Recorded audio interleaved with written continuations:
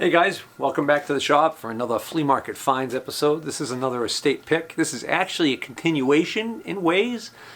This is a pick that I did a couple of weeks ago. Video's already been posted, and I ended up actually noticing that they had posted something else for sale, and I contacted them and the seller and cut a deal with him and headed out and purchased that, and then actually also scooped a couple other items. I pretty much got everything I wanted to out of that pick except for one item. There was actually a tilting, swiveling table, a slotted table, about, I estimated to be maybe about 12 by 18 inches, maybe even a little smaller than that. Really well made by the Universal Vice Company of Michigan. That's a company that's, I think, long since out of business. I've actually seen a couple of items over the years from that company.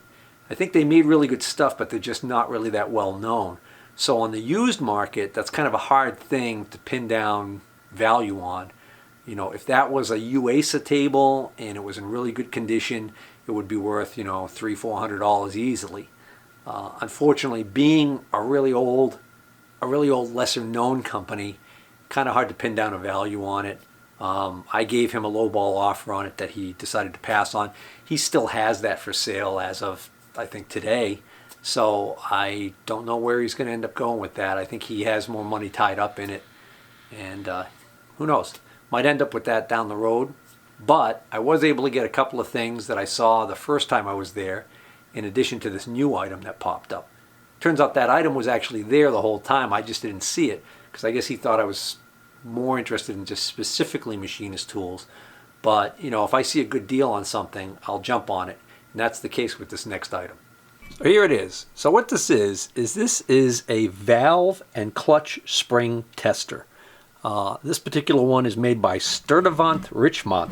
I may be slaughtering that name. This is by the hand tool division of Dresser Industrial Incorporated. Now, I've heard of Dresser Industrial, but this Sturtevant Richmont is an interesting name. It says Sturtevant Richmont Torque Products. So I'm assuming that's a division of Dresser Industrial. So I've got a spring in here now, but the way this works is so simple. It's actually kind of neat. When I pull it up like this, it almost is like I've cocked it, so to speak. There's some sort of a little like tuning fork type of finger or something inside this mechanism that I can't see. And when I pull this down, you hear that little noise?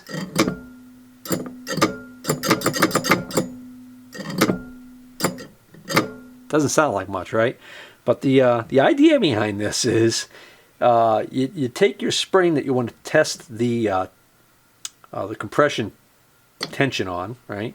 You install your spring here on this, and you raise this up high enough so that this hasn't done that yet. And once you've got it raised up high enough, so you can see you could do large like clutch springs on this too by spinning this wheel all the way down. Once you've got that set, there's actually a socket on the side here, square hole, okay, where you would put your torque wrench, and you put your torque wrench on, and you pull down with the torque wrench until you hear this trigger. Hear that little noise right there? When you hear that, you take your reading off your torque wrench. So you need, you can't use a click style torque wrench. You need one of those style torque wrenches that has a dial, or a digital torque wrench that allows you to store the high limit. So you would literally pull down on the torque wrench, and as soon as you hear that noise, you stop, take the torque wrench off, take your reading. I have a dial style torque wrench that actually has little plastic pointers that you can set for the min and the max. So this is a larger version of the type of torque wrench that I'm talking about. But if you have one with a dial like this, a lot of these have a little marker that you can set. And what happens is, as that needle rotates, it pushes that little marker, and so that when you release, the marker stays at what the the highest reading was. And you would use one of those type of torque wrenches on the side here, and you would simply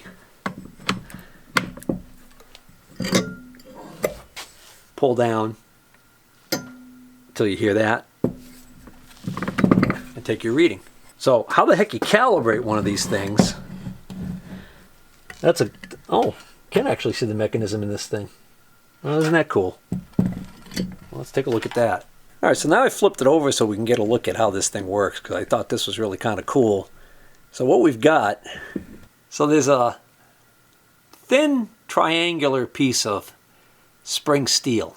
You've got this interesting shaped piece of steel here, and when I cock this, what happens is, because of the design, this metal piece now is sitting behind this little point right here. And as I compress this, what's going to happen is that is going to go past the point where it's being held and be allowed to pop off. Just like that. So how the heck you calibrate this thing? That's a good question. I guess if it were me, you would probably get a spring of a known tension. I'm assuming maybe they even make some sort of a spring or like a spacer that's able to compress at a certain point of force in foot-pounds. And you would put that on here, and then you would put the torque wrench on here and make sure that the value matches. If it doesn't, how you adjust this, that's a good question, if it can be adjusted. So there are instructions right here on the side, and the instructions actually say, determine the loaded length of the test spring. Turn the platform until the closest 1/16 inch mark on threaded column appears. Then turn clockwise to add height to nearest 1/64 of an inch. For closer setting, each knurl equals 3/1000 inches. Place the test spring on the platform using the circular lines to aid in centering. Via a foot-pound torque wrench mounted on the tongue, pull down until the tone sounds, and then read the scale on the torque wrench. Multiply by 2. The result is pounds of compression at length set. And then it says, note, cock tone device by lifting tongue after each test. So we already figured that out, right? Make sure you do this every time. So you can see there's circles here to help center the spring. And you can see that, obviously you could put really large clutch springs on here, or you could put little valve springs on here. I suppose there's no reason why you couldn't compare, like if you were doing an engine rebuild and you had a whole bunch of these springs, you could compare them to each other or to one new one and see if you've got like one spring bad out of the bat. Although, I don't know, engine rebuilders might just go, well, the heck with that, we're just going to replace all of them. So I don't know if this is from a bygone era or what, but I'll tell you, I found one of these had sold on eBay for $100, so that caught my eye enough to make it worthwhile for me to travel back out there and buy this one. I did get a good deal on it, so we'll see. I'm not going to keep it. A little too specialized for me, as is one of the other items that I ended up deciding to buy while I was out there. And then I also went and looked back at some of the other items that he had there that I saw the first time that I passed on, one of which was this Chinese indicator holder, mag base, with a phase 2 indicator on it. I bought one of these when I was there the first time, and I got it for $10. And so I said, I gave you 10 for the last one, you take 10 for this one, and he said, sure. So, pretty decent indicator for an import, phase 2. It's really nice and clean, good shape. And then the mag base, the no-name generic mag base, no big deal there, but worth $10 for sure. Also got this block of steel for no particular reason. Nice little bench block. This was sitting on the workbench. It was clear that at some point it was probably just being used for a beater block or whatever. And I figured, well, why the heck not just have that around for that. Just under, looks like it's 3 7/8 diameter, 3 inches high. For some reason it's got these two grooves cut in the top of it. I don't know why. I also looked through the rest of the chucks he had that I had initially passed on and decided to make offers on these two. These were the only larger chucks he had left that were both ball bearing chucks. So these are both Jacobs. This is a number 16N, and the N suffix on the number denotes that this is a ball bearing chuck. And then this bigger one here is a number 18N. And this one you can still see on it where it says Super Chuck. Excellent shape. The jaws are still looking good on this thing. Capacity on this chuck is 3/4 of an inch. So it's a good sized chuck, and it's got an R8 arbor on it that is still in decent shape. So this could go right in a Bridgeport, no problem. It was also nice that the original chuck key was there for this one. Now this one, I couldn't find a chuck key there for it, but you may or may not recall that on the first trip out, when I was looking through some of that stuff that I bought, thrown in there, mixed in were some chuck keys. And here is a number 3 chuck key for a Jacobs, and nope, that's too small. All right, so we'll have to go and search for a chuck key for that one. Although I'm probably not going to keep this one for myself. This has got a Weldon shank on it. Nothing wrong with it.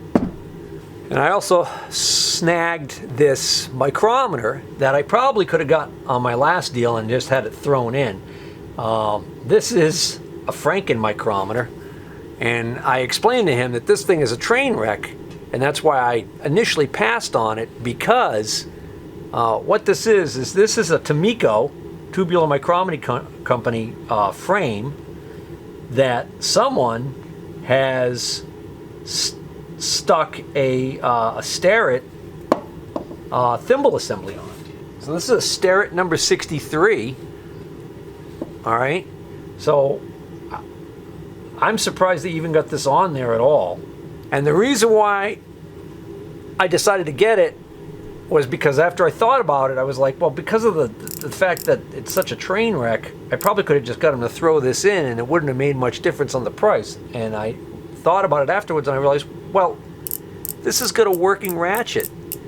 And, you know, every once in a while I'll get a good used Starrett micrometer and it will either be missing this or this will be broken. So it was a no-brainer to grab this thing.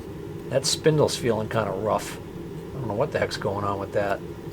Yeah, so that's a train wreck all around. It almost looks to me like this frame has been bent. But I don't care. I really just wanted it for this little ratchet. So now let me show you the other very specialized, cool looking thing that he had there. That I was actually surprised that he hadn't sold it yet. I think it's something that is probably worth the $200 he was initially asking for it. And I think it was just a matter of not marketing it well because, you know, it's so specialized. All right. So guys, what you're looking at here is you're looking at a wheel truing stand. And the purpose of this is for truing spoked wheels on motorcycles. Pretty sure it's a motorcycle one based on the size. This is clearly marked on the side here, Rowe Products, R-O-W-E, Rowe Products of Bellflower, California. Now, the only Rowe Products truing stands that I could find online, for the most part, as far as valuation goes, were flywheel truing stands. So they make a shorter version of this that was used for truing flywheels on vintage motorcycles back in the day. Or, well, I don't know if they still true flywheels today, but truing flywheels. Or more correctly, I think balancing flywheels would probably be a better description of what you would be doing to a flywheel on a stand like this. But as far as these truing stands go, the idea was you would have some sort of a pointer or something, which there's a hole here with nothing in it, and there's a hole here that has a nut and a bolt through it, and they just took a piece of wire and bent the wire in the loop and have this wire here as the pointer. Now, oddly enough, the cheap Chinese indicator mag base with the indicator on it was sitting right next to this. So my theory is what they were doing was they were putting that mag base on here, sitting it right here, and they were using the mag base and indicator to true wheels on this thing. So what you've got is you've got a couple of tips here that are removable. So I think maybe it's possible that back in the day, originally maybe you could buy different size tips for this. I don't know. So that's what the tip looks like. Then you've got this adjustment here, so you can open it up wide enough to get the wheel in there, the hub, and then tighten it down, and then this would act as a bearing and allow you to spin the wheel freely. Initially, because of the crudeness of this base, I actually thought somebody had just made this up, and instead of bolting it to a bench, that they had just made this up. But then I noticed that this casting is made so it fits over this really well, and then I ended up finding a photograph of one of these identical to this online. Unfortunately, it was one of those pick-click things or whatever, and so that had no indication of value.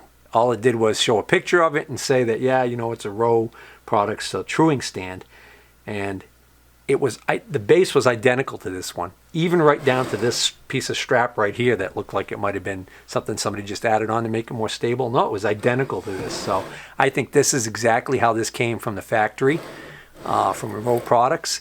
And I think the only thing that is missing is, like I said, some sort of a pointer that would have been on here. So anyways, I'm going to try and get... I got a deal on this. He was asking $200, he took less. Now I'm going to try and get $200 for it and make a little bit of money in the process, hopefully.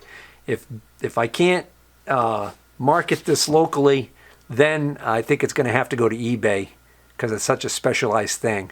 If this thing had like Harley Davidson or something to indicate that this was a Harley Davidson branded part, I guess it would be worth like $400. But as far as this particular one, couldn't find any examples of it selling on eBay. So valuation's a little tough.